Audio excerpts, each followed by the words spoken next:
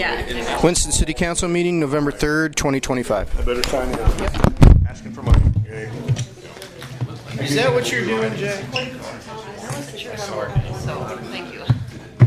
That's so cute. I feel like I turned one on and then I didn't know how to turn it. Hey, Jack. Jack, is this a monetary request we're aware of? Just so I can be prepared. You said you're going to ask for money. I mentioned it to you the other day. Oh, you did? The last time I was in, just asking for waiving of the fee for community center being further. Oh, right. Yeah. Typically, we just mark it all up for market because everybody's involved in it. Thank you for that reminder. I appreciate that. He did come before Parker. Yes. I got, you know, I have something right here that expires a lot. This little dude. Oh, you know something? That was some good stuff because that was. Apparently nothing, but they wouldn't let me do anything. That was paint, that was stain, Yeah. and that was just our in-house. Well, that was Page went over that my I'm predecessor. allowed to do You don't anything. want to say?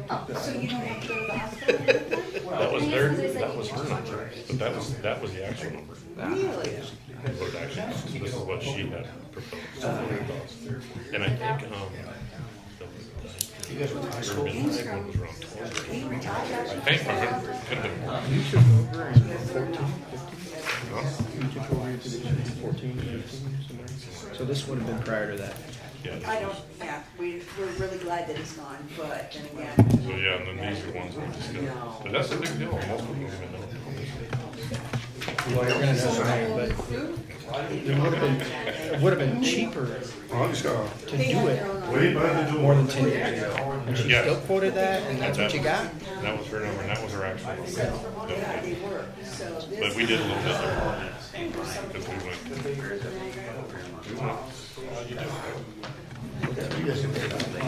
There's a guy named Dave. Yeah. I've heard of him. He's got all those hours in the event guts. He kicked in some of his own too. I love reading this. It's awesome. Savings and monies and fun stuff. Trying to get something done. We're doing good things. I get it first swing.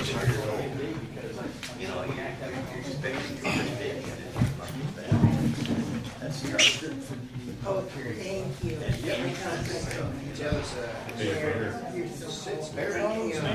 Any questions? Thank you. You're welcome. Oh. Thank you, everybody, for coming to stand and say pledge allegiance. To the flag of the United States of America and to the republic for which it stands, one nation, under God, indivisible, with liberty and justice for all. I apologize, I was sitting up here. Is Nick not coming tonight? He must be running late. We don't have any inkling that he did not plan to attend. Okay, thank you, everybody. Here he comes. I'll wait for a second before I give you a roll call. Here he is. Okay, roll call. Counselor Wiggins. Here. Counselor Hobson. Here. Counselor White. Here. Counselor Cunningham. Here. Mayor Knudsen's all here. Thomas, is there any adjustments to the agenda? Yes, Your Honor, there's two quick adjustments to the agenda. 5E, which would be reports, boards, commissions, committees. We're going to add number E, Chamber of Commerce, new executive director introduction. Okay. And then item 8I, which is under new business. We're gonna add number I, and that would be the Community Park Pavilion plaque Okay. discussion and potential action.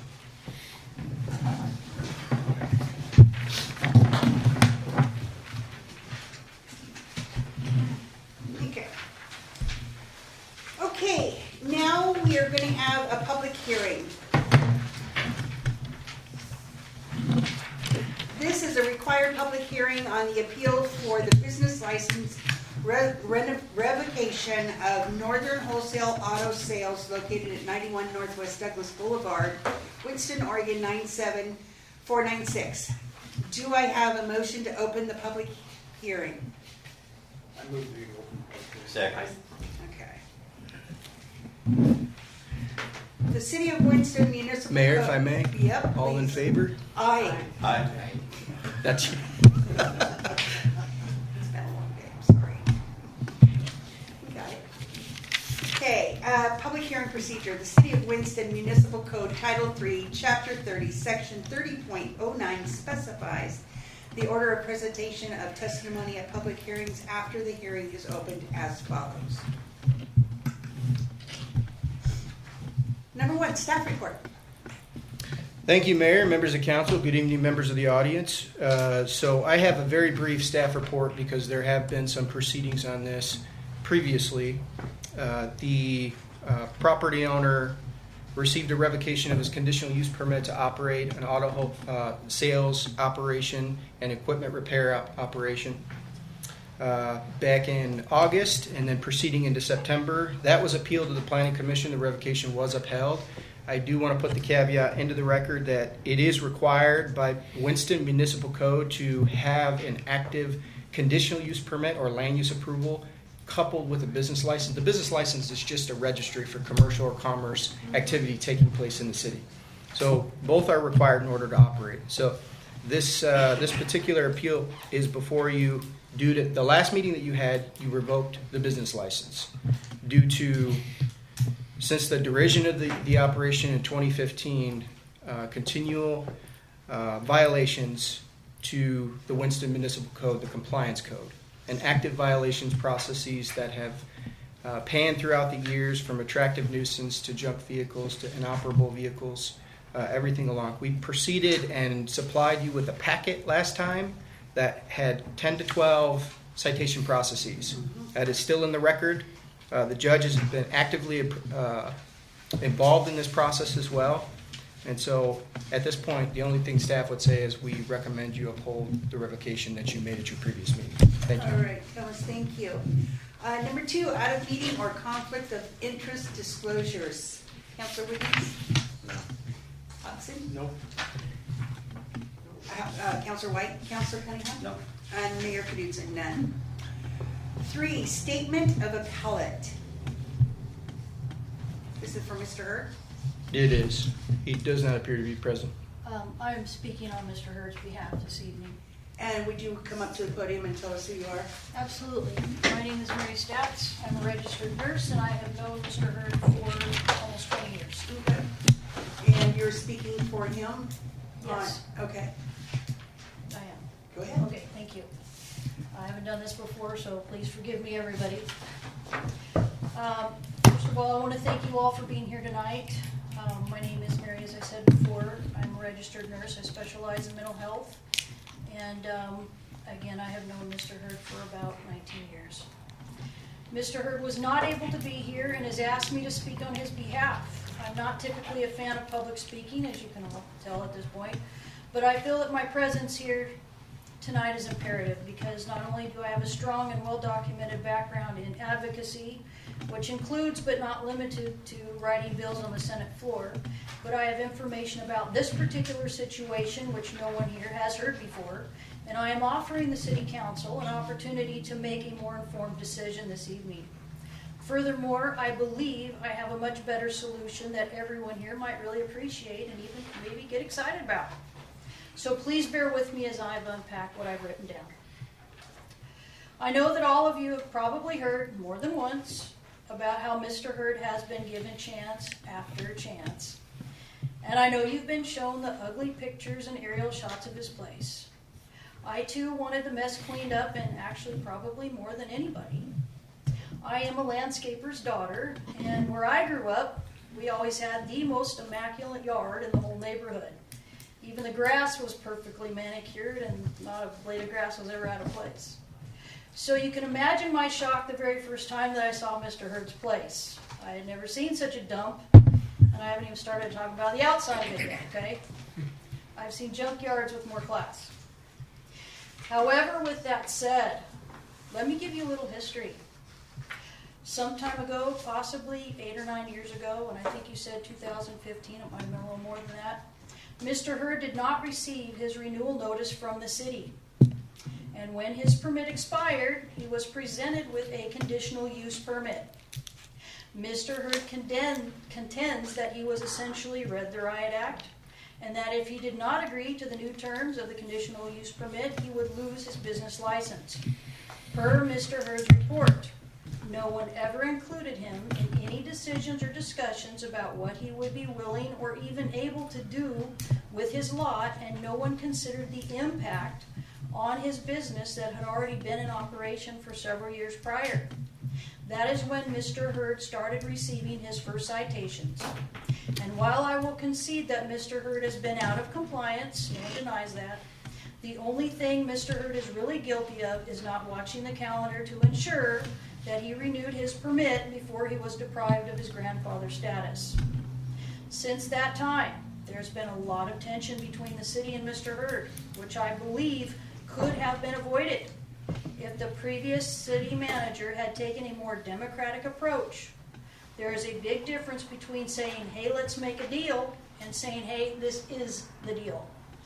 I'm willing to bet that there isn't anybody in this room that would appreciate someone making decisions which impact your life and or your business without offering you the opportunity to be a part of that decision-making process.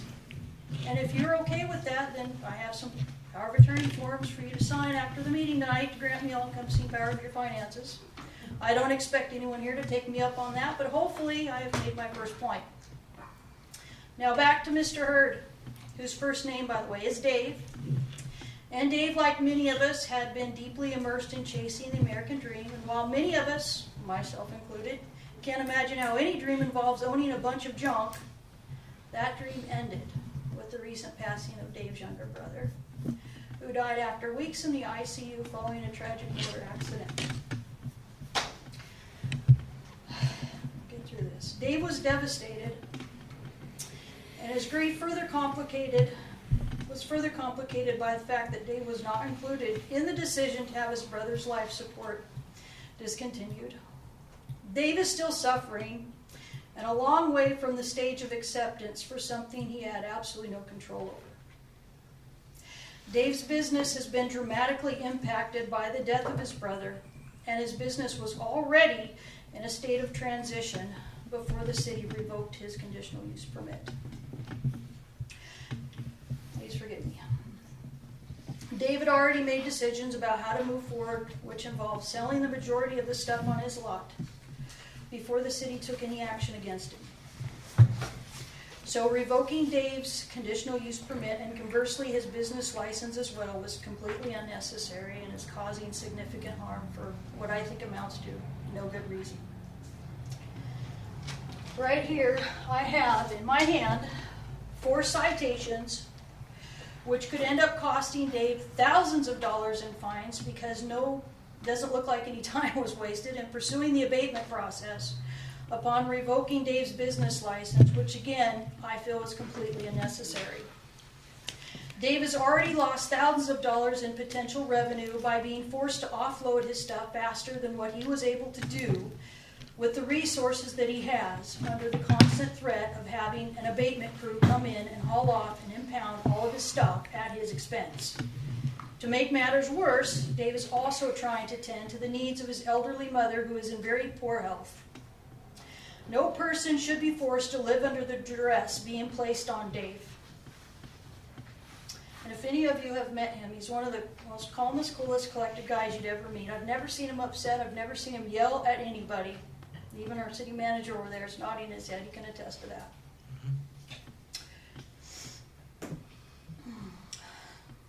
I have asked that Dave be given 6 months to clean up his lot, but I was denied.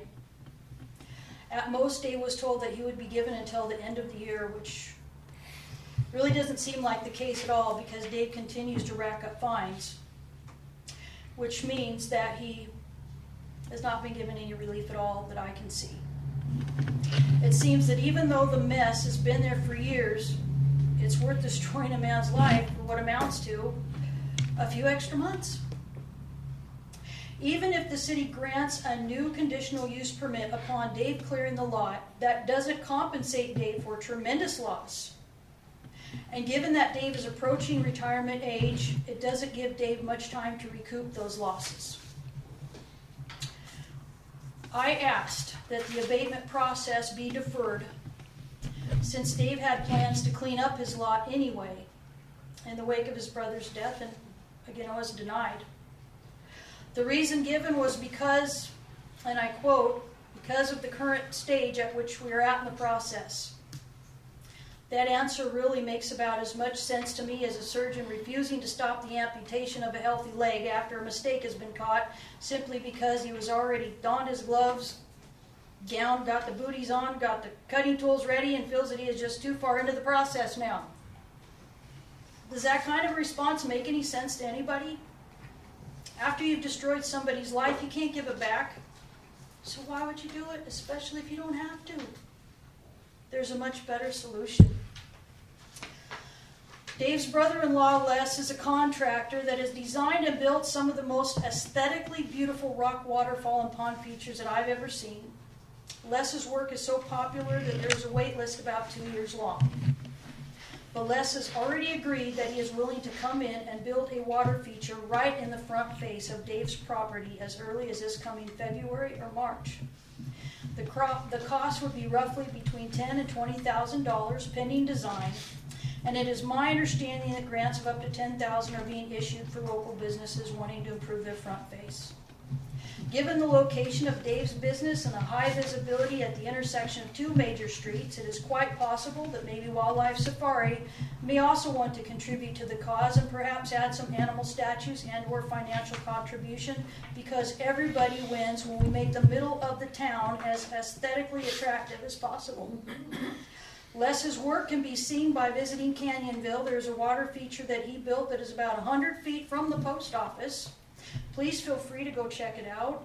And I also am making slides available here tonight on my laptop if anyone would like to see them. I think Les's work is absolutely incredible. I also have some other ideas for improving Mr. Hurd's yard in terms of the fence, which we could discuss. But I need to point something out. Dave's property is not only his business, but it is also his home, which means that he has home ownership rights just like anyone else. While the city may be able to force him to move many items from his lot, and may even, while I'm not sure, be able to force him to take down his fence, the end result may look even less appealing than the visual now. The city has a vested interest in working with Dave, and there's a mutually advantageous incentive for doing so. The front face of Dave's lot could be absolutely beautiful. A masterpiece destined to become a piece of history right in the middle of town. If you are wondering why you have not seen me or heard me before now, it is because I was out of the country when the first city council meeting to appeal the conditional use permit revocation took place.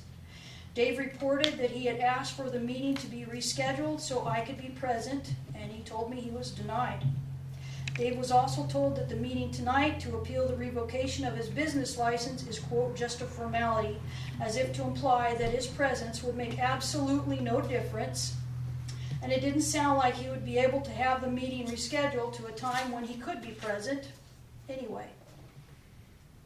From where I'm standing, I can't help but wonder, so I will outright ask, does the city council take seriously a business owner's right to a full and fair hearing? Or is this meeting tonight just a formality?